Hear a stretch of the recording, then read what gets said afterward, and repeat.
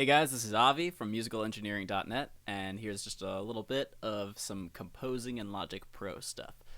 So most of the time I do my composing in what's called the piano roll. So first what you want to do is you want to click this, which is the edit window. This pops up the piano roll, and there are actually multiple ways to start composing in Logic Pro X, which is really awesome. To start, first of all, we do our right click, we create an empty media region.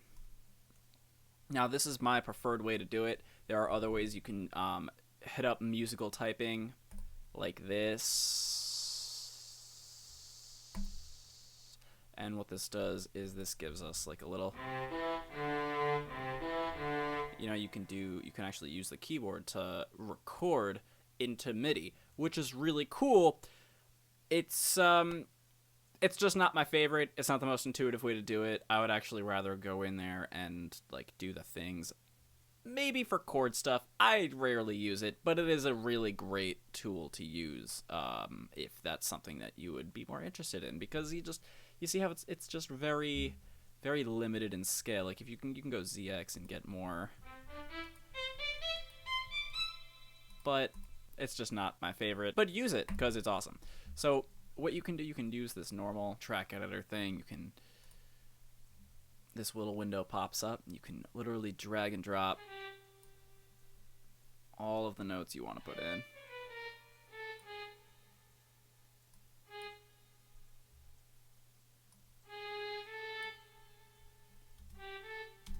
You see? My preferred method, however, is to go into the step editor, that's the step editor. Sorry! The piano roll. So the way you do this basically is, at first it's just like, what the hell am I freaking looking at, right?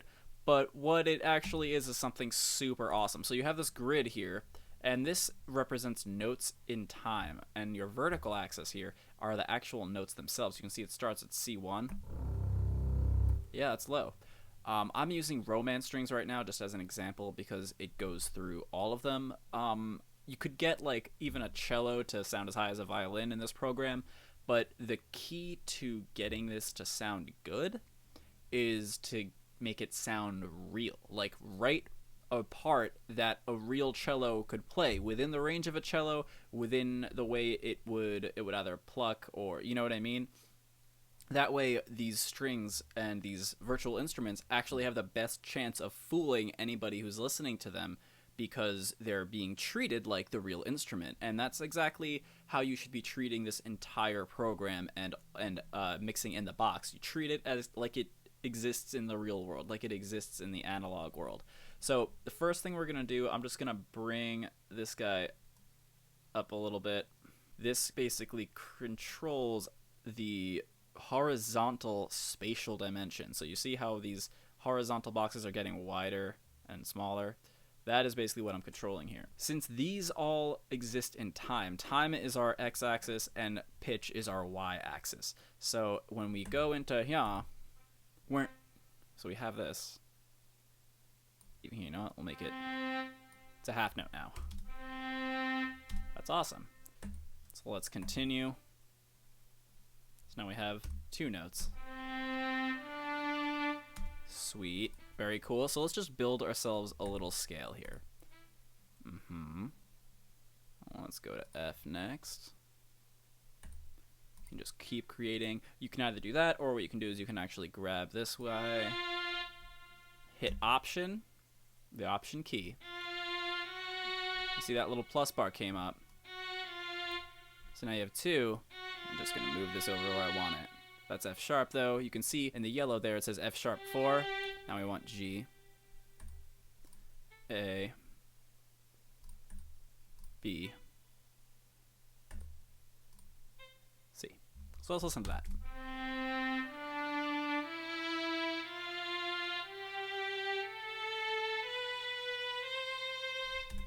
Awesome. Fantastic.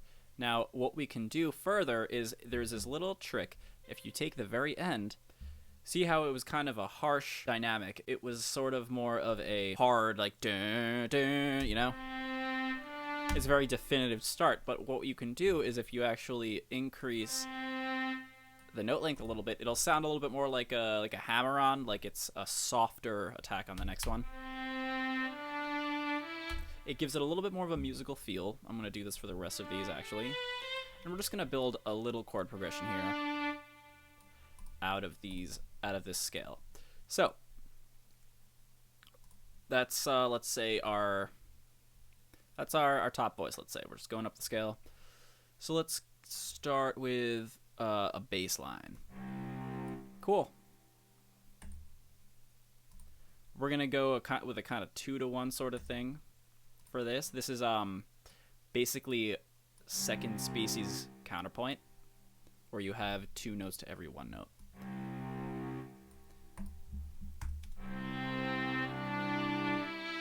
All right, so that's our D. We have C, D, E. What can be on E? We can just keep the C going down there, but I don't really want to. Let's just let's be a little bit more interesting than that. We have E, so let's bring it up to an A, actually. Right there. Because that A and E is going to make a nice little 5th sound. So let's hear how that sounds.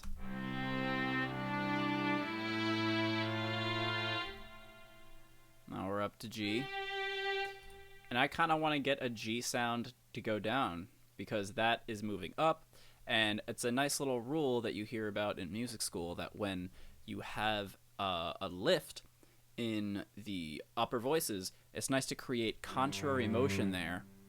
So that creates a very contrapuntal type of effect, and this is what I'm talking about.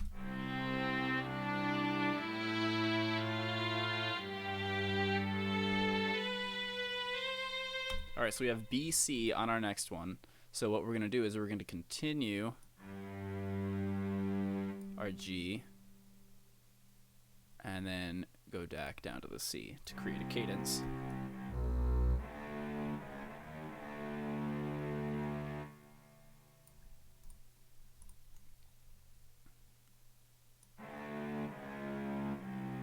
So let's hear how that sounds, and then we'll add some inner voices. Maybe that scale is an inner voice. Yeah?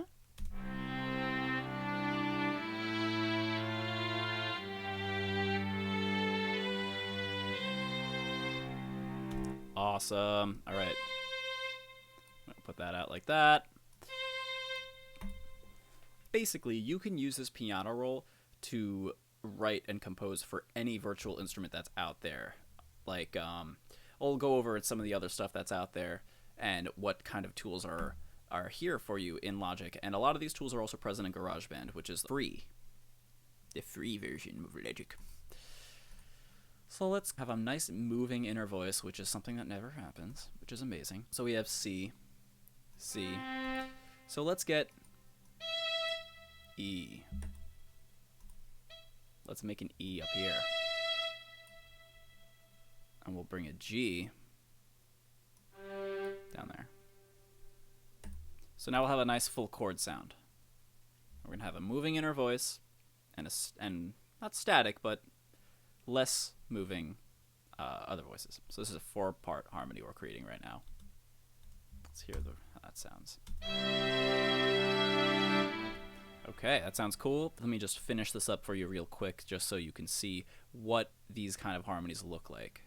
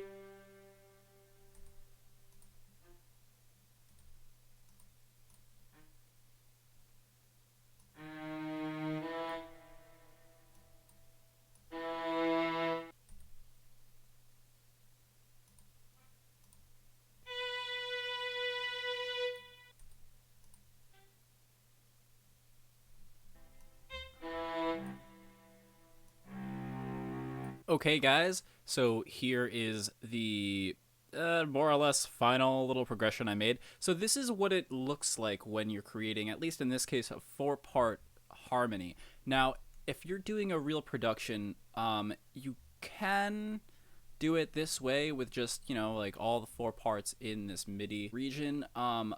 It's easier to compose this way, but then when you're actually producing it and want to make the sound a little bit more real sounding, you'd really want to take each individual part out and give it its own track. Give it its own track in the track area here, and that way you can EQ it and do all this stuff normally. If this is just sort of a spice track kind of thing, it's just accenting, it's going to be low in the mix, it actually might be more useful to just leave it like this. So without further ado, here it is, my final little composition that I did just for you guys. Yeah.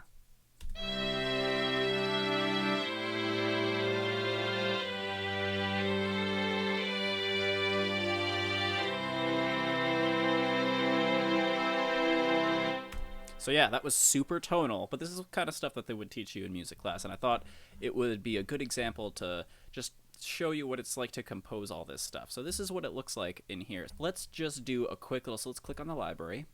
I'm just going to show you what other kind of stuff we have here to work with. Let's add another software instrument, which is how I made this in the first place, but we went over that in our Logic Pro video, our intro video. So let's take a look at what other kind of stuff we have.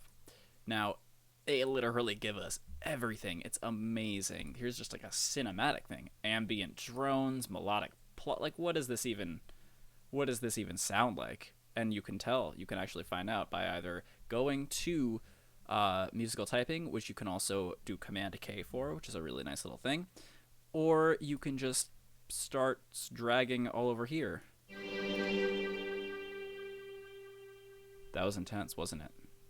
What does Pillars of Light sound like? Let's hear that. Wow. All right. So let's go to some more useful things, like a piano. There's grand piano things here. It's really cool. So listen to how great this sounds. Right. In fact, I'm going to hit Command K right now. Bring up musical typing.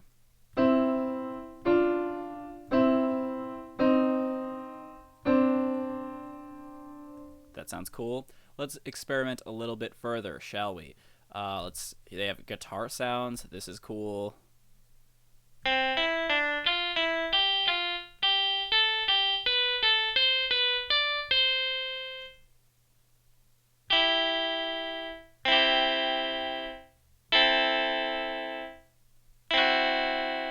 Yeah, so musical typing is, like I said, a little bit cumbersome. You can take that sound and you can definitely make it usable in a track or something. I mean, they have synthesizers. They have all of this awesome stuff. And let's just go to rhythmic. Let's see what we got. Crunchy synth patterns. Let's hear that.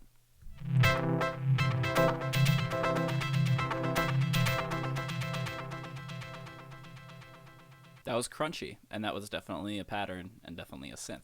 So this is just to exemplify just how much you have at your disposal here. And any DAW will come with virtual instruments like this to work from. And what they also have are, let's say, okay, so in this case, they're using the EXS24 module. And what you can do, this is a sampler module, and that you can actually learn how to do yourself. And this is crazy. I have not mastered this by any means, but you can actually change what waves you're using, what oscillators you're using. You can change, literally, this is how they create a ton of the sounds. Apple has engineers that create these virtual instruments using these plugins, and that's what's amazing. You can make your own string instrument, But yeah, so that's basic composition in Logic Pro. I hope you guys enjoyed it. I will have another video to go a little bit more in depth. I just wanted to do a really quick one to show you what's possible in Logic. And check this out. Once you actually have this, you can go into the score, and there you go. That looks just like it is supposed to look. You know what I mean? That's exactly what you want. Thank you guys. This was a really fun tutorial to make. I shall be back next week with more tutorials. I haven't decided what I'm going to do next week. If you guys have anything you want me to do, feel free to leave it in the comments section. Don't forget to subscribe. And the new musicalengineering.net website is live now. So go to www.musicalengineering.net to see what's up with that. This video is going to be part of an article and a whole blog post and everything. Shit is getting real now. I love it. So please, please, please go and listen to that. Subscribe to the mailing list. And yes, I will see you guys next time. Cheers from Avi at musicalengineering.net.